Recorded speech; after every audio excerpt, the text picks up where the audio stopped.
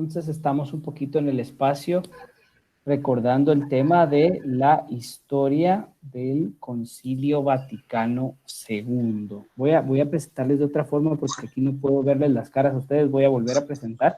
Entonces la idea ahorita es, pues yo les compartí o tuve a bien compartirles unos videos que es parte de un documental sobre la historia del Concilio Vaticano II. El motivo por el cual lo quise compartir con ustedes es para que de alguna manera ustedes puedan ir viendo cómo el Concilio Vaticano II va a ir marcando un paso importante en el planteamiento de la doctrina social de la Iglesia. Digamos que hay un momento de quiebre desde que el Concilio Vaticano II pues realiza todos sus planteamientos. Entonces, eso aporta significativamente al desarrollo progresivo que va teniendo la doctrina social de la Iglesia, ¿verdad? Entonces, pues en este momento quisiera abrir el espacio, ¿verdad? Y escuchar un poco desde las anotaciones que ustedes pudieron hacer, pues, ¿qué les llamó la atención de esa historia del Concilio Vaticano II y particularmente en torno al rol del laico, a la Iglesia y el diálogo con el mundo? ¿Qué lograron descubrir desde lo que pudieron ver en el video? Si me pudieran compartir.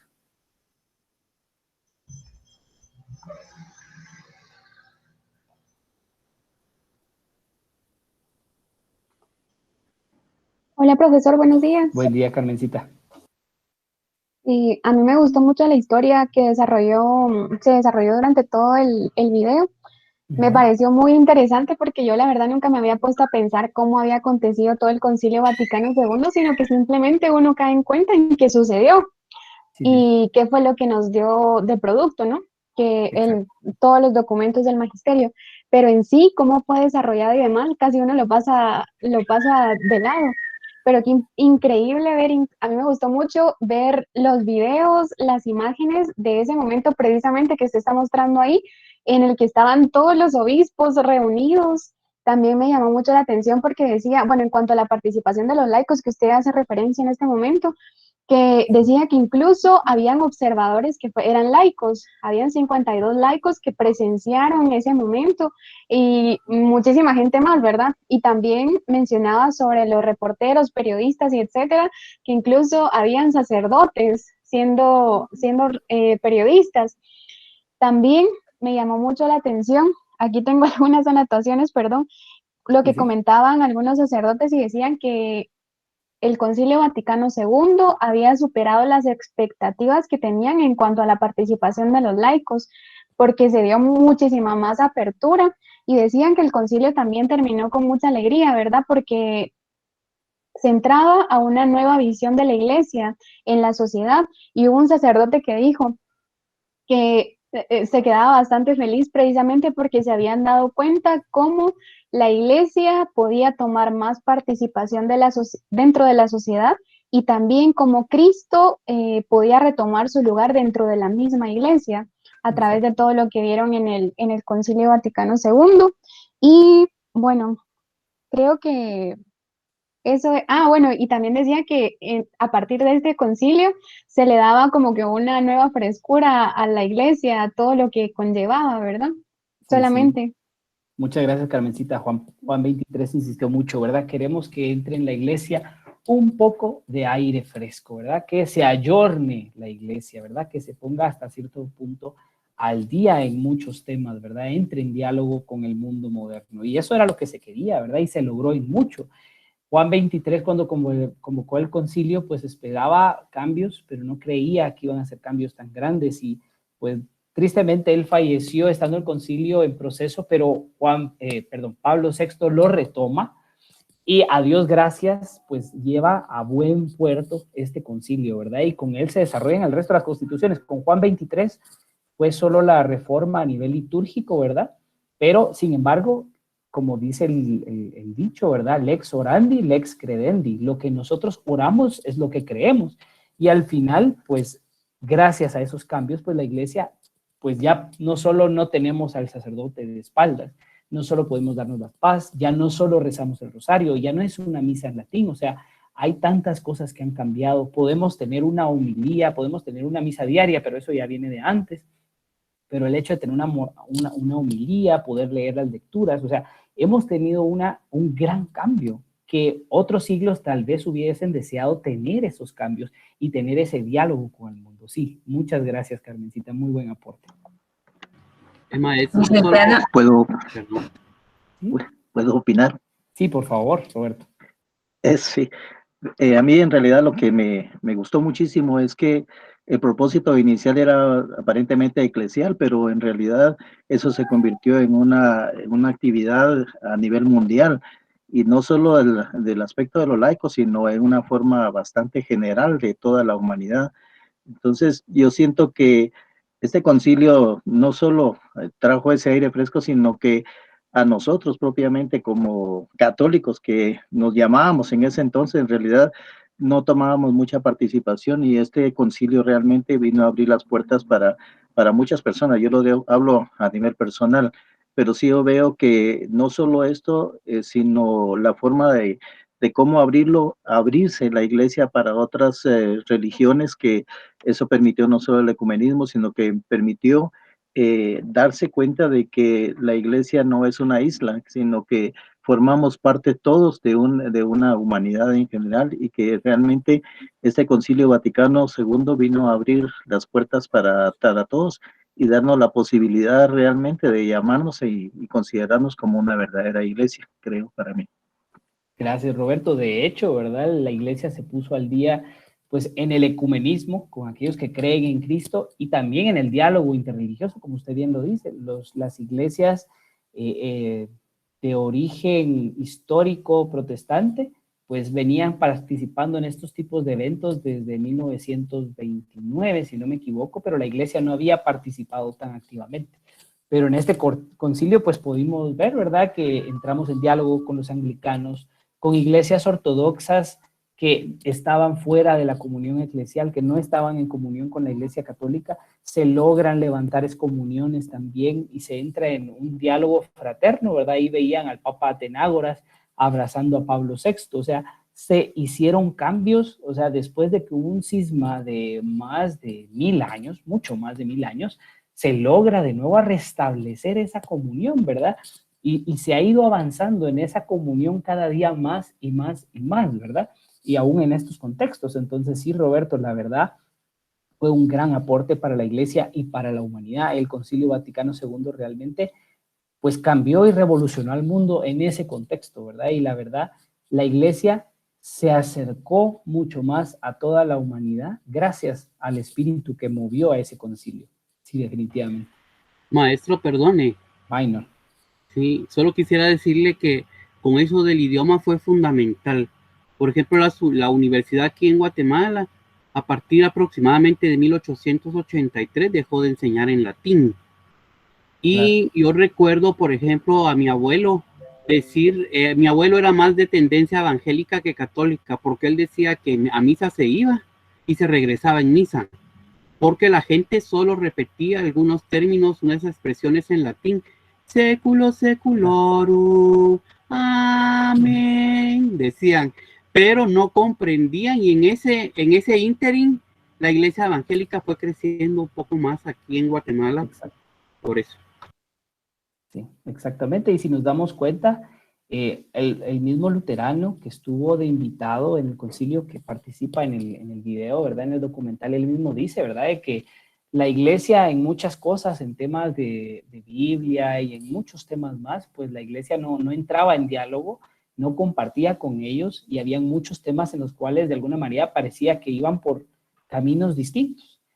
Pero gracias al concilio, pues esas diferencias que se tenían antes, pues ya no están, se botan esas barreras, ¿verdad? Realmente barreras que habían.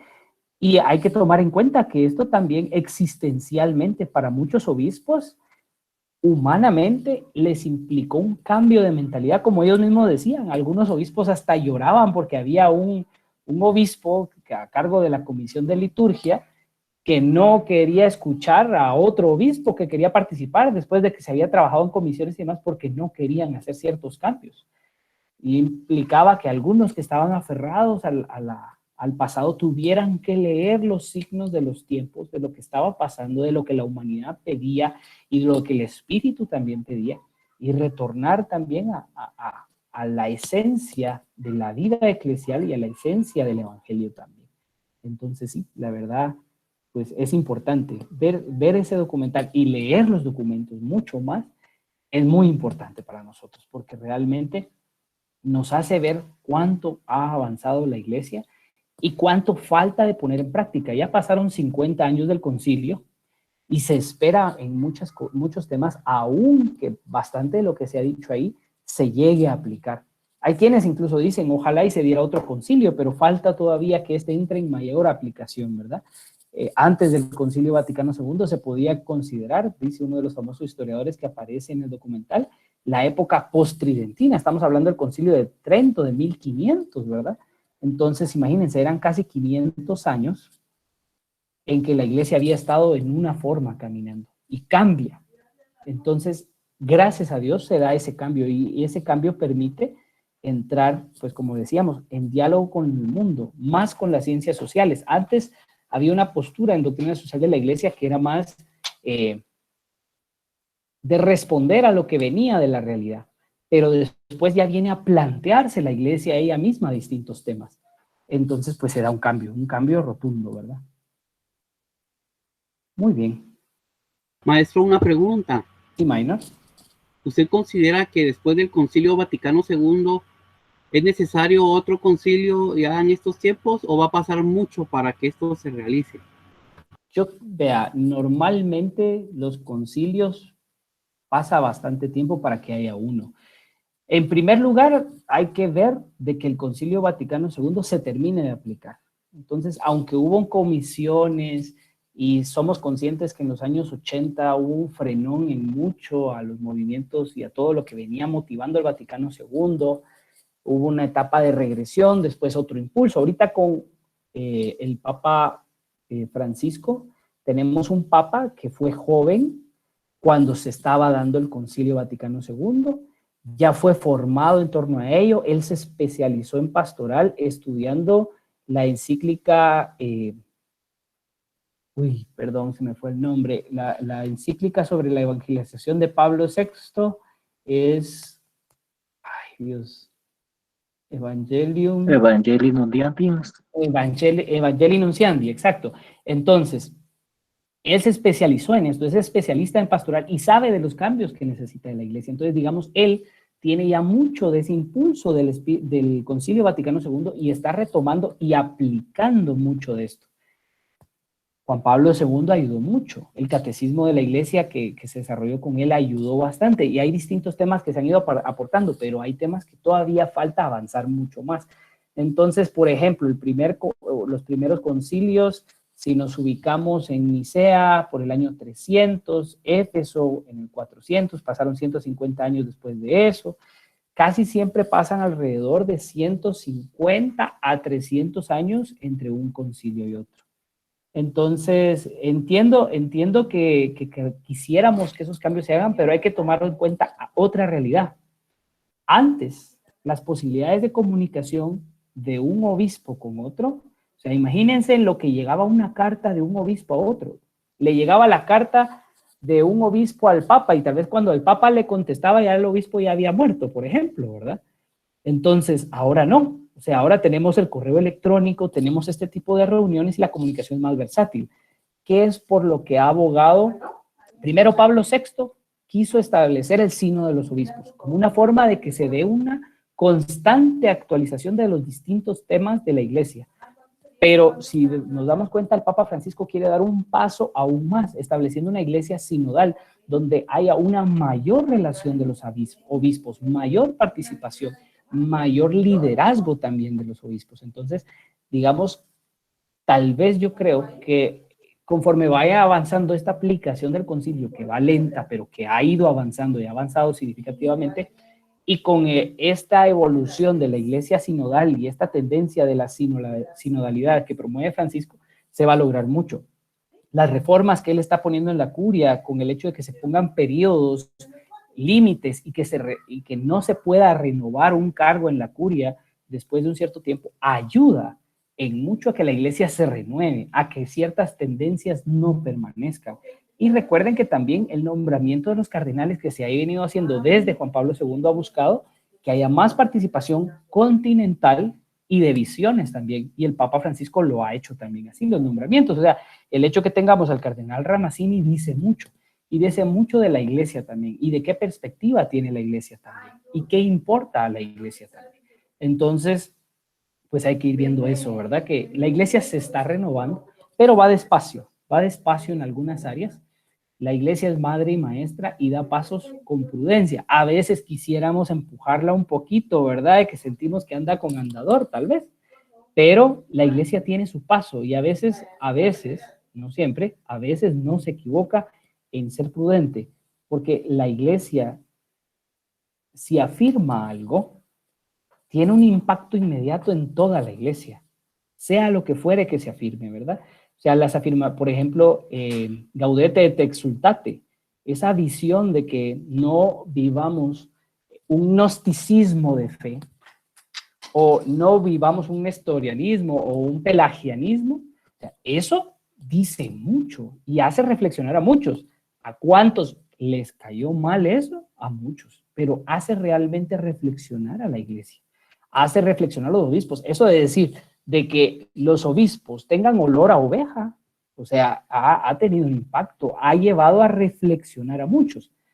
También hay movimientos en contra de esta visión, pero es una visión que va muy en el camino del Concilio Vaticano II. Y el Concilio Vaticano II es fruto de un movimiento litúrgico, un movimiento bíblico, un movimiento patrístico, o sea, muchos cambios que se venían empujando y que ahora pues se han ido plasmando en la vida de la iglesia. O sea, solo el hecho de que tengamos cada uno de nosotros una Biblia y tengamos comentarios críticos sobre ella y podamos estudiarlo, es un avance significativo que muchos por siglos desearon y que no pudieron tener, ¿verdad? Por milenios incluso, podríamos decir, bueno, al menos un milenio, ¿verdad? Una pregunta, licenciado. ¿Sí? Sí, sí, perdón. Solo era una simple pregunta. Yo me recuerdo haber leído que posterior al Concilio Vaticano II hubo una gran fuga, se podría decir, de sacerdotes y que realmente incluso el Papa Pablo VI, él decía que cuando él se acostaba, su almohada servía como una corona de espinas, porque le dolía mucho la fuga que estaban sucediendo de sacerdotes. ¿Cuál fue realmente el motivo? Porque yo entiendo a otro nivel jerárquico, pero ¿cuál fue el motivo de que sacerdotes tantos emigraran de la iglesia?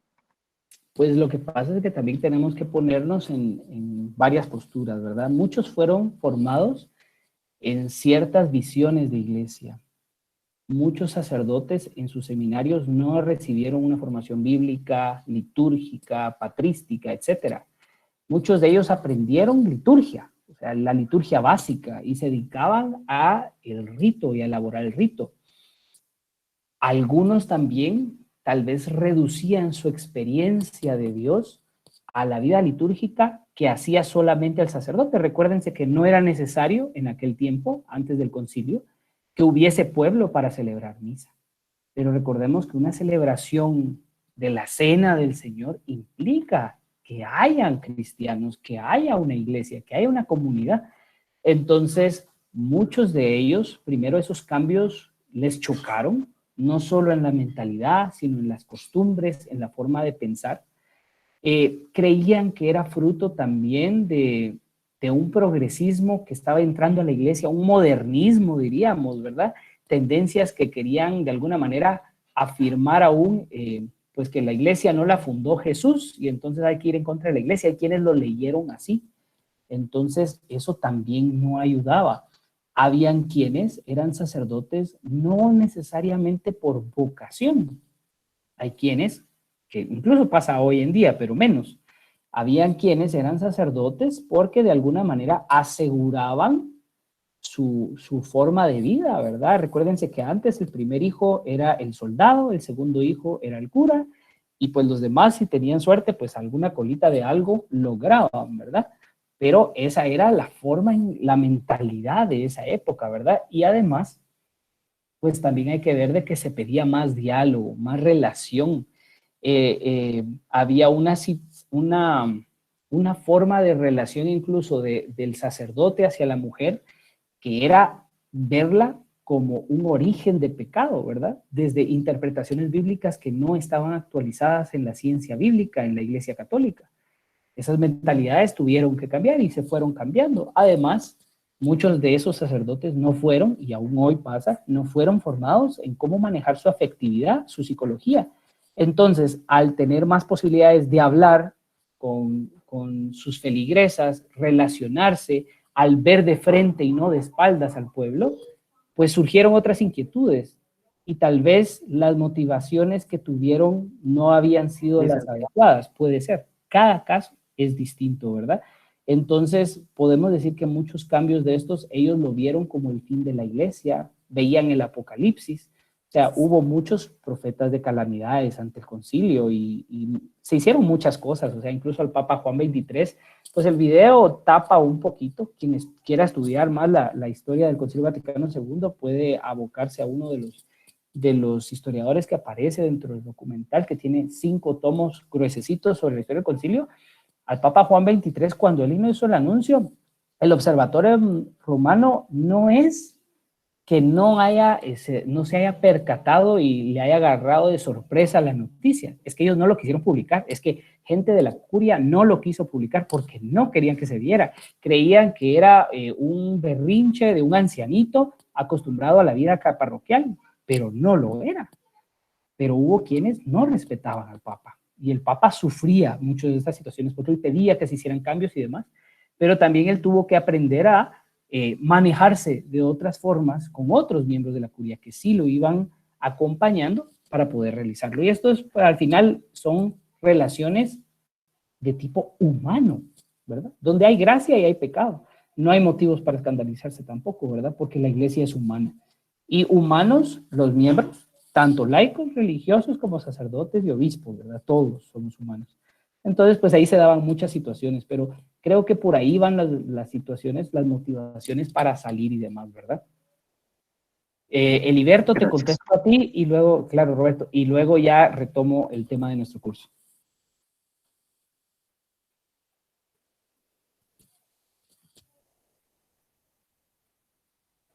¿Sí, Eliberto? Este es solo un poquito licenciado ante esta historia, ¿verdad? Yo creo que en su mayoría pocos desconocemos de este tema, ¿verdad? Y podría decirle yo que un poquito criticando esta realidad del Vaticano, creo que fue un sismo que se dio fuertemente a lo largo de la historia, como usted lo dice, pero yo creo que en muchas realidades ha quedado ahí sí que como historia, ¿verdad? Porque la misma iglesia se ha quedado, digamos, se queda con esta riqueza de documentos y creo que no se ha implementado la enseñanza en totalidad, ¿verdad? Dentro del papel del laico, porque yo siento que solo se ha quedado en una historia y escrito, porque mucha gente desconoce esta realidad, ¿verdad? Este sínodo que se dio, que prácticamente nos abrió. Y podíamos llevarlo a la actualidad en que en América o Latinoamérica o en muchas partes del mundo, los laicos viven bajo esa época posconciliar, ¿verdad? De clericalismo, ¿verdad? Yo creo que sería importante que como iglesia tomemos el papel y desempeñemos realmente esta historia en nuestra historia, para mí. Gracias, Eliberto. Mira, y ahora que lo mencionas, me hiciste recordar algo también. Así como hubo quienes adoptaron una postura clerical, también hay que tomar en cuenta que cuando se vino a aplicar, o sea, los obispos que vinieron de América Latina del concilio, después del concilio, ellos venían con la mayoría de ellos venían con ganas de aplicarlo y por eso hicieron después Medellín, ¿verdad? El documento de Medellín que despierta mucho y habla mucho sobre la opción por los pobres y demás. Tristemente, algunos teólogos y algunos pastores se fueron a otro extremo, ¿verdad? Interpretaron mal o no leyeron el concilio, leyeron lo que creyeron o lo que escucharon del concilio y se ligaron a una teología de la revolución. no teología de la liberación, porque Benedicto XVI aceptó muy bien la teología de la liberación, se hicieron 2 documentos, llegó Gustavo Gutiérrez a Roma y pues la línea de Gustavo Gutiérrez pues fue defendida y muy buena relación con Benedicto XVI, nunca fue condenada. Pero sí hubo una teología de la revolución que venía metida dentro de la teología de la liberación con Hugo Asman, que también venía a promocionar o a visionar de que había que tomar las armas. Esa fue una visión equivocada, una mala interpretación que el mismo Hugo Asman, al leer teólogos de América Latina y leer su biografía, él se lamenta porque sus escritos produjeron muchas muertes de muchos hermanos y produjeron la muerte de muchos sacerdotes y mucha persecución en la iglesia. En algunos casos buena, porque por ejemplo aquí en Guatemala tuvimos santos y tuvimos mártires, fruto de esto, perdón que me mueva, pero se me está acabando la batería. Y por ejemplo los mártires que tenemos actualmente de Izabal. Pero si nos ponemos a pensar, muchas muertes se pudieron evitar.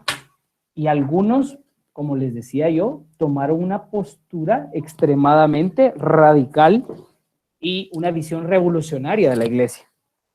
Entonces sí había que hacer cambios, pero tal vez se hicieron malas interpretaciones de lo que se quería, ¿verdad? De lo que se buscaba en ese momento.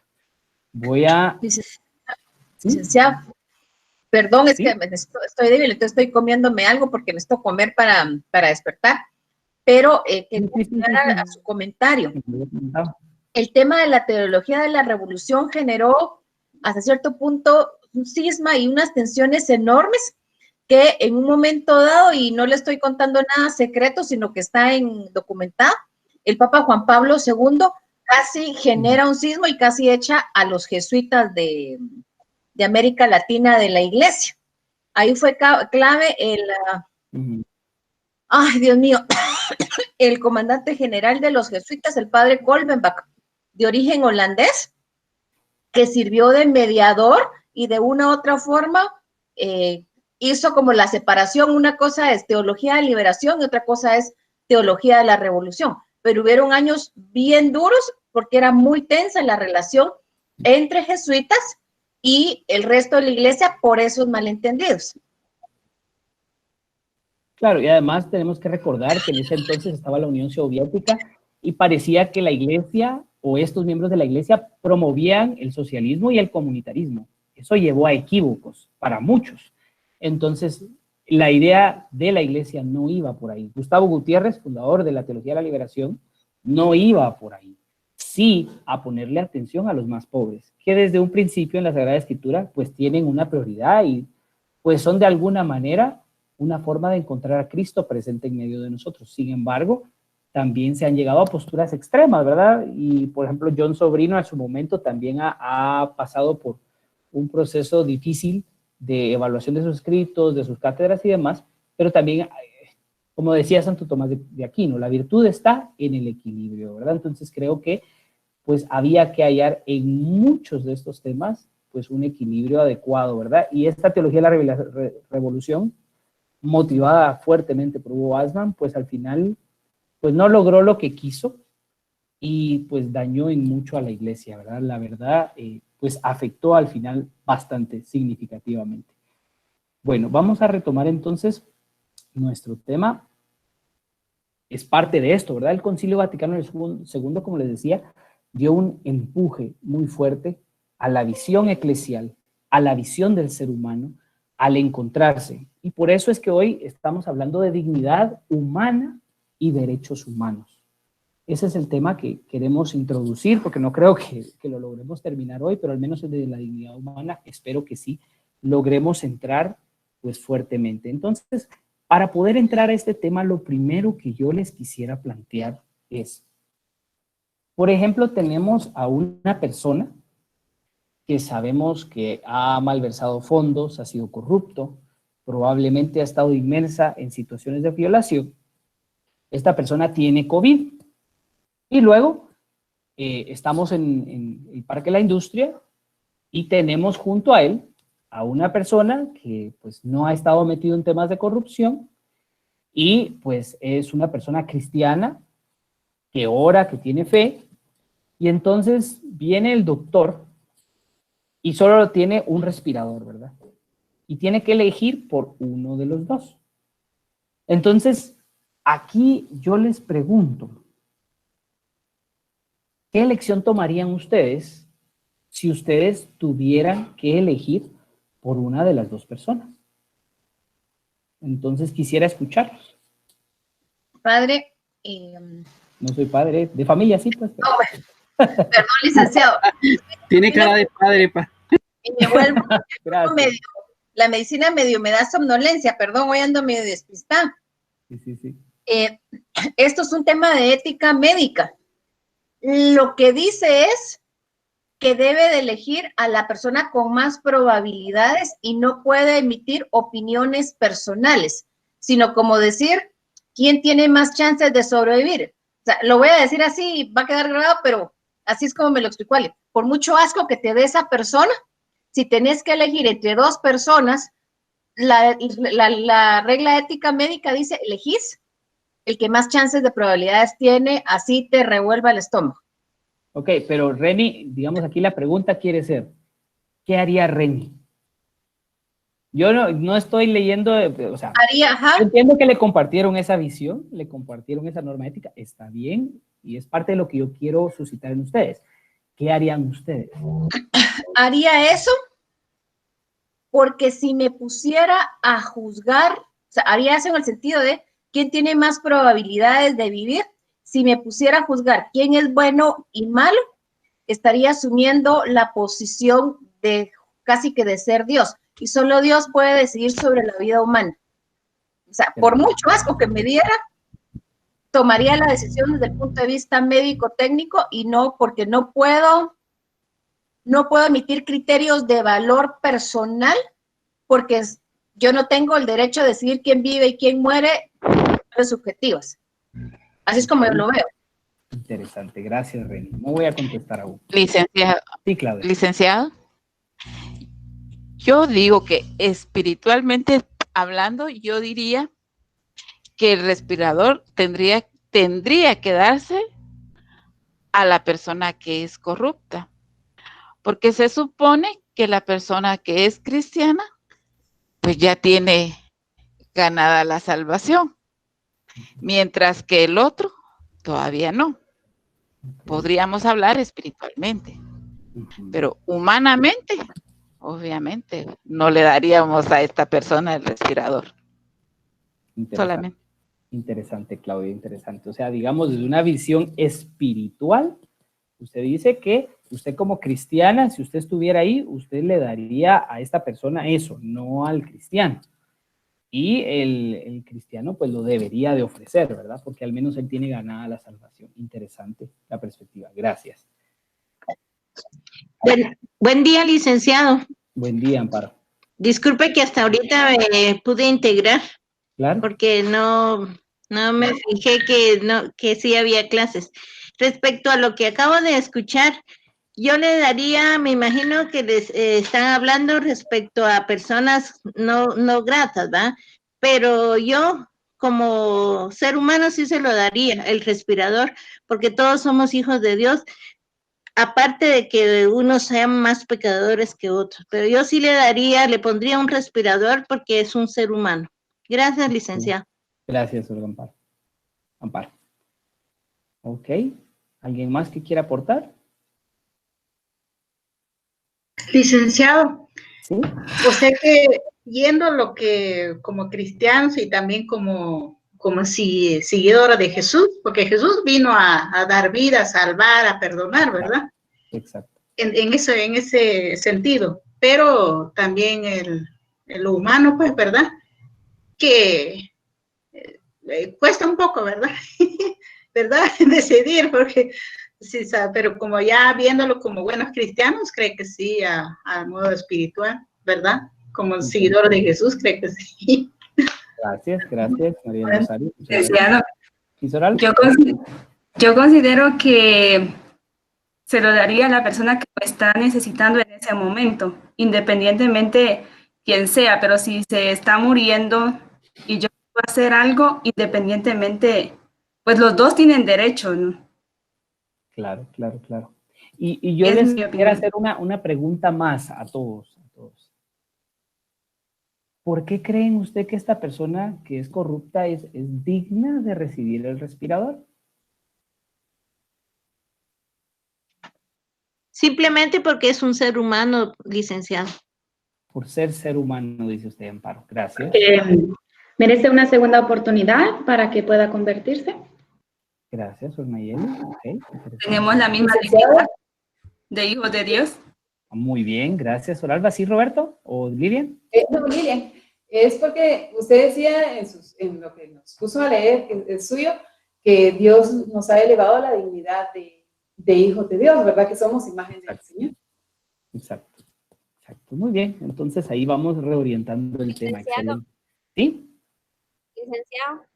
¿Te escucho? Lo que yo podría aportar sobre esto, yo creo que no podríamos ver directamente de quién es el cristiano, quién no es cristiano en un momento de situación de dolor. Por ejemplo, si la persona está enferma, lo que yo, como decía la hermana Alba, ella decía, bueno, como todos tenemos la misma dignidad, lo que se pudiera ver quién es la que está más grave, yo creo que le daríamos ahí.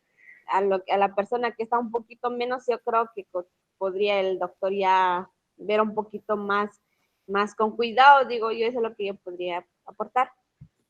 Claro, excelente, muchas gracias. Pues bueno, nos encontramos, ¿sí? Dígame. Ay, perdón, fíjese, de mi parte, como comentario así general, obviamente creo que en el grupo hemos recibido de alguna manera ese llamado de Dios y estamos tratando como laicos de hacer nuestro mejor esfuerzo en esta unidad académica. Pues definitivamente tenemos esos elementos éticos y morales que nos llevarán a un criterio de pensar en la dignidad humana, de pensar en todos estos elementos para tomar una decisión. Mas, sin embargo, yo pensaría que en la realidad, a lo que estamos viviendo en la sociedad actual, como se ha perdido tantos elementos éticos, estas personas que están, digamos, en esa realidad de tomar esa decisión, muy posiblemente no lo van a razonar como en este grupo se está razonando la decisión. Entonces yo creo que en nuestra parte, como laicos y futuros profesores en teología, por la bendición de Dios, tenemos un gran compromiso para cambiar de alguna manera elementos de forma de pensar, porque si vamos a la parte de los médicos, creo yo que aquel criterio hipocrático que en un momento se daba mucho en el pasado se ha ido perdiendo en el lapso del tiempo. El juramento.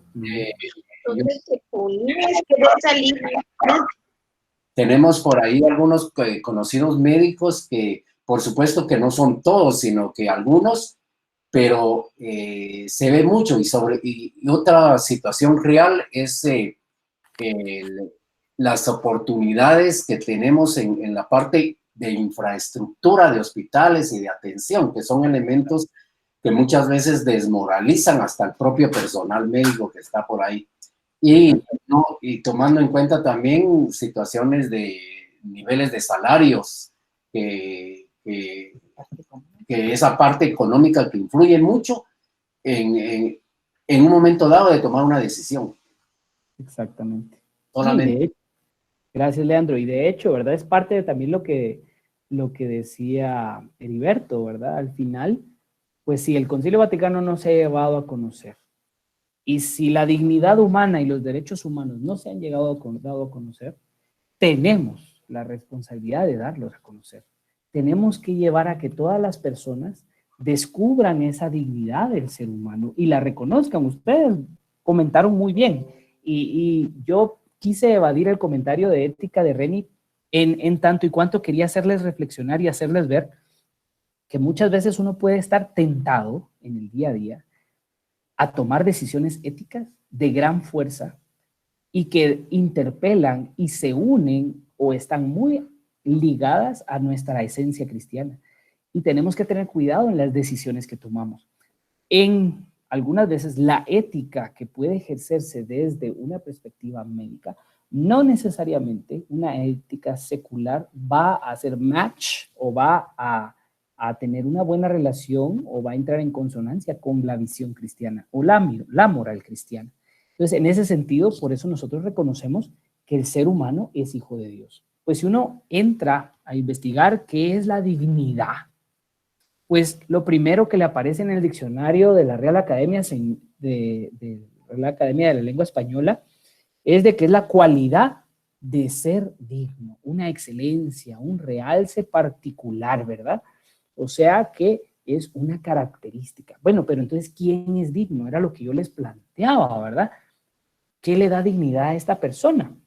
Porque ser digno, según el diccionario de la Real Academia Española, es ser merecedor de algo, que uno merece algo, pero ante Dios y ante los ojos de Dios, pues uno se podría preguntar, pues ¿somos merecedores de algo dentro de todo lo que hemos vivido y de todo lo que hemos podido hacer nosotros?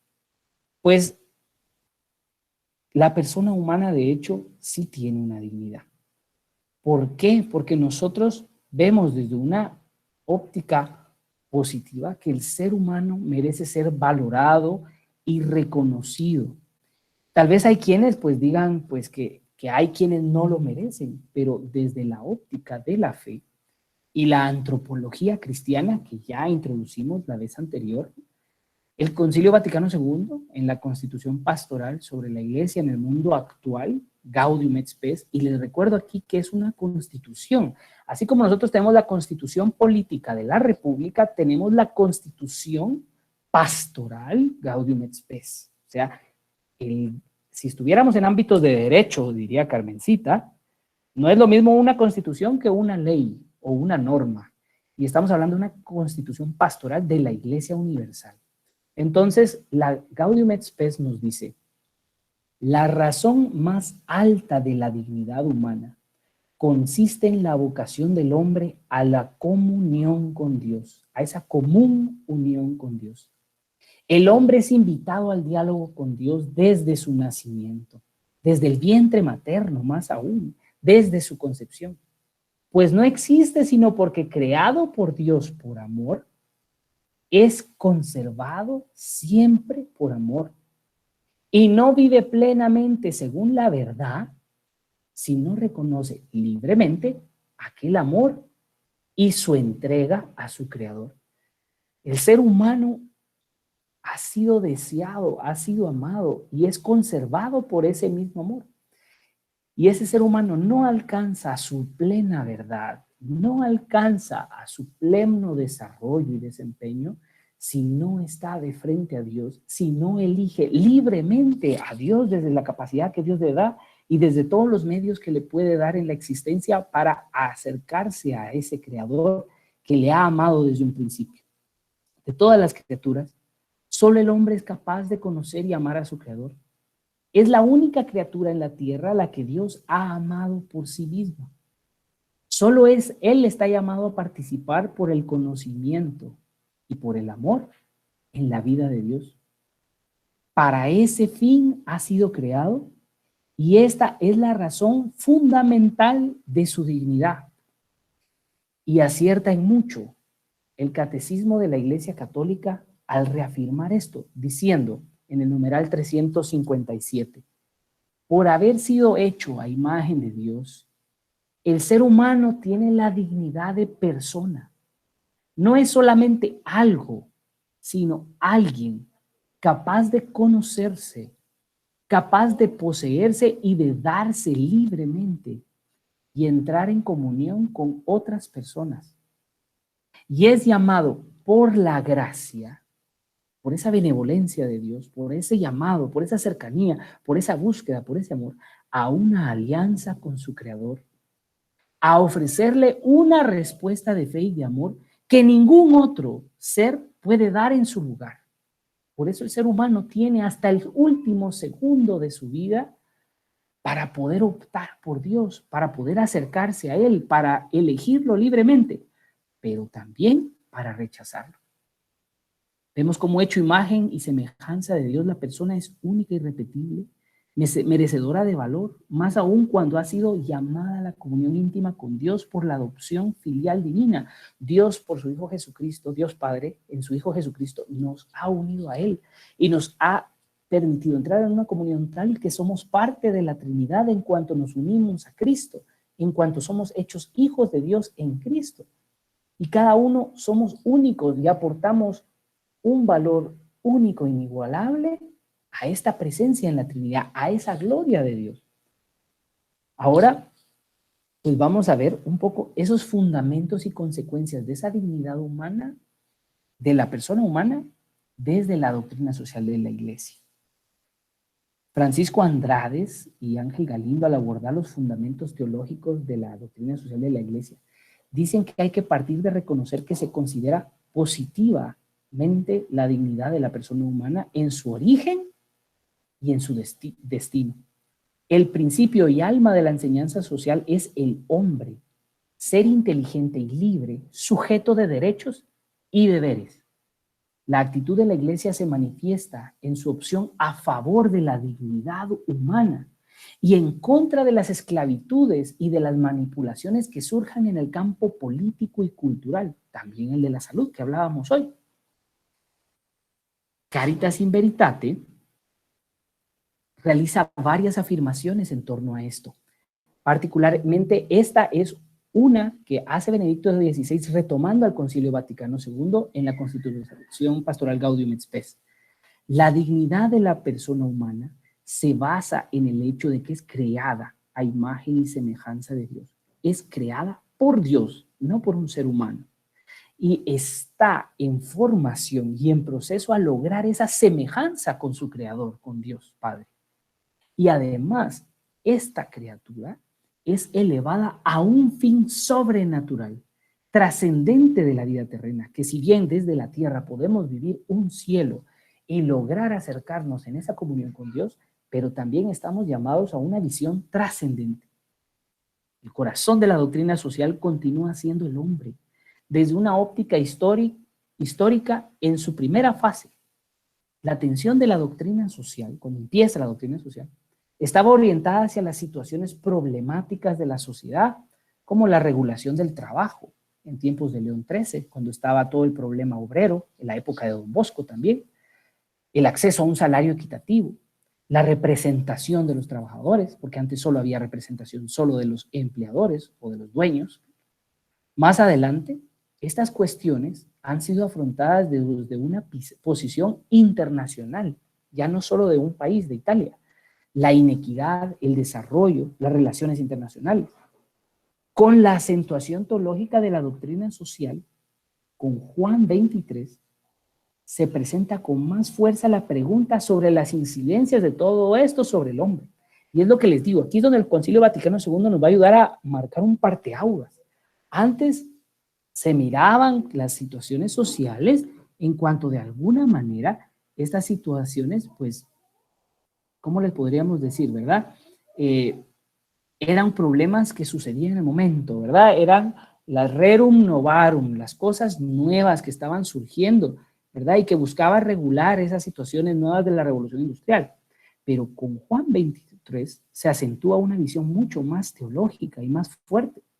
Se marca una segunda fase en la evolución de esta doctrina social. Juan Pablo II particularmente reforzó el conocimiento centrando la cuestión social sobre el problema antropológico. Él es el que más da aporte en esto. Aspecto que está fuertemente presente también en Caritas in Veritate con Benedicto XVI. Ahí se dice que el primer capital, en esta época empresarial, el primer capital que se ha de salvaguardar y valorar es el hombre, la persona en su integridad, en todo su ser. La cuestión social, dice Benedicto XVI, se ha convertido radicalmente en una cuestión antropológica. ¿Por qué? Porque se afecta al ser humano, porque se afecta a la persona que más ama a Dios, a cada ser humano. El progreso, para ser verdaderamente tal, debe hacer crecer al hombre en su totalidad, en los distintos ámbitos en los que el hombre desarrolla su actividad. Luego viene una tercera fase, Y en esta se ha planteado la caridad como punto que desanuda. La caridad divina, el amor divino, a la que responde como acto humano una virtud teologal. El hombre no se sitúa así como un objeto de un proceso, sino que el sujeto del mismo proceso. El hombre que ha conocido a Cristo se convierte en actor de cambio. Benedicto XVI afirma: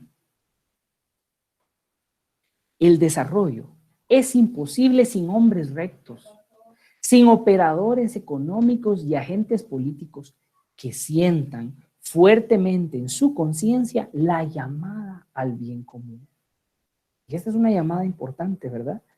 Pues no solo tenemos una dignidad humana, sino que debemos no solo respetar esa dignidad que nos viene desde la divinidad, nos afectan las cuestiones sociales, la iglesia responde a ellas, pero la iglesia responde a ellas por nosotros, y nosotros en esa respuesta de Cristo y en esa respuesta de la iglesia también queremos dar un aporte de bien para construir esta sociedad desde Dios. Se ve así como la doctrina social hace referencia al hombre nuevo en sentido bíblico. No hay una sociedad nueva sin hombres nuevos. De forma que la doctrina social deja de ser papel o ideología solo si existen cristianos dispuestos a vivir en la caridad, con la ayuda de Dios. De forma que Dios renueva el corazón del hombre para que éste pueda dedicarse a vivir en la caridad y en la justicia. Por eso los cristianos no están simplemente en la ventana para mirar o para protestar, contagiados por la moderna cultura de la denuncia, sino que se dejan convertir para construir en Dios una cultura nueva. Eso también vale para los miembros de la iglesia, de forma individual o asociadamente, porque estábamos hablando inicialmente del ser humano, de la persona. Como se puede ver, el hombre, como ser inteligente y libre, sujeto de derechos y deberes, es el primer y principal principio o el alma de la doctrina social de la iglesia. Creyentes y no creyentes están generalmente de acuerdo en que todos los bienes de la tierra deben ordenarse en función del hombre, centro y cima de todos ellos, y es fuente de los otros principios, y que forma parte del cuerpo doctrinal de la doctrina social de la iglesia. Entonces, con esto, ya que estamos a 5 minutos de terminar, con esto quisiera yo cerrar el día de hoy, recordando que la dignidad del ser humano es tan valiosa que ante la situación del respirador hay que buscar el otro respirador, porque cada uno es extremadamente valioso para Dios, porque a nadie ha amado a Dios igual que a cada uno de nosotros. Y sin esa persona, a pesar de lo que haya podido hacer, a pesar de todo lo que haya hecho, es una persona que tiene una historia que Dios conoce, y es una historia de una persona, sobre todo, que Dios llama, que a nosotros nos cuesta, pero sin nosotros mismos no hemos sido dignos del amor que Dios nos tiene a pesar de nosotros. Pero Dios nos ama, nos ha elegido y nos ha hecho sus hijos. Y esa dignidad no tiene valor. No tiene valor. Es invaluable. Bueno, eso como ideas principales que les quería compartir sobre el tema del día de hoy. Y solo encargarles, ¿verdad? Para el día de hoy, pues teníamos la lectura de la dignidad del ser humano, ¿verdad? Igual vamos a cambiar un poquito la dinámica y quisiera pedirles, en vez de lo del minute paper que hacemos de cada semana, les voy a pedir, yo les pedí la semana pasada que no leyeran el punto del capítulo, perdón, déjenme ubicarme en qué capítulo estoy, porque si no me hago bolas y los hago bolas a ustedes. Del capítulo 3 yo les pedí que el apartado D no lo leyeran aún. Entonces les voy a pedir que sí lo lean, el de la igual dignidad de todas las personas, que por favor lo aborden, al igual que el de la sociabilidad humana. El de los derechos humanos todavía no. Y les voy a pedir que hagan un resumen de media página. Creo que un resumen de media página es más fácil que las 10 líneas que les pedía antes. Si prefieren las 10 líneas, hagan las 10 líneas bien hechas, bien sintéticas. Pero si está bien el resumen, recuerden, un resumen no es una síntesis. Un resumen es en sus palabras qué está diciendo este apartado del compendio. En sus palabras. Una síntesis es agarrar y tomo el texto y lo sintetizo, lo compacto con la esencia. No, aquí quiero con mis palabras resumirlo, ¿verdad? Resumirlo, ponerlo en mis palabras. Entonces, por favor, vamos a abarcar esto y luego vamos a hacer un SQA. Ya empieza el profesor con sus inventos, dicen. Ya vi unas miradas por ahí. SQA. Vamos a hacer un cuadro, yo les voy a mandar el modelo el lunes. SQA viene de las partes de cada columna. Dice, la primera columna va a decir ¿qué sé? Vamos a decir ¿qué sé yo sobre la dignidad humana? Después, la Q es ¿qué quiero saber yo sobre la dignidad de la persona humana? Pues el primero es ¿qué sé? El segundo, ¿qué quiero saber? Y el tercero va a ser ¿qué aprendí? Y ese lo vamos a llenar después de haber leído este apartado que les menciono, y sí les voy a compartir siempre el documento de Educar en Valores Sociales. Porque si yo estoy formando profesores y no tienen herramientas didácticas después para poder enseñar, pues Dios me pedirá cuentas. Entonces, prefiero rendir cuentas lo mejor que pueda, y tratando de ayudarles siempre. Entonces, tomar en cuenta. Sí, Minor, le escucho. ¿El SQA es de qué documento? Va a ser de Educar en Valores Sociales, el capítulo que yo les voy a compartir. Yo les voy a poner el dato mañana temprano, más lo que ya habrán resumido de este tema de la dignidad de la persona humana. ¿Por qué? Porque ese capítulo de Educar en Valores Sociales va a ser sobre el mismo tema. Entonces yo lo que quiero es que partan primero de llenar las dos columnas ustedes. Antes de leer, llenen las primeras dos columnas. ¿Qué saben y qué quieren saber?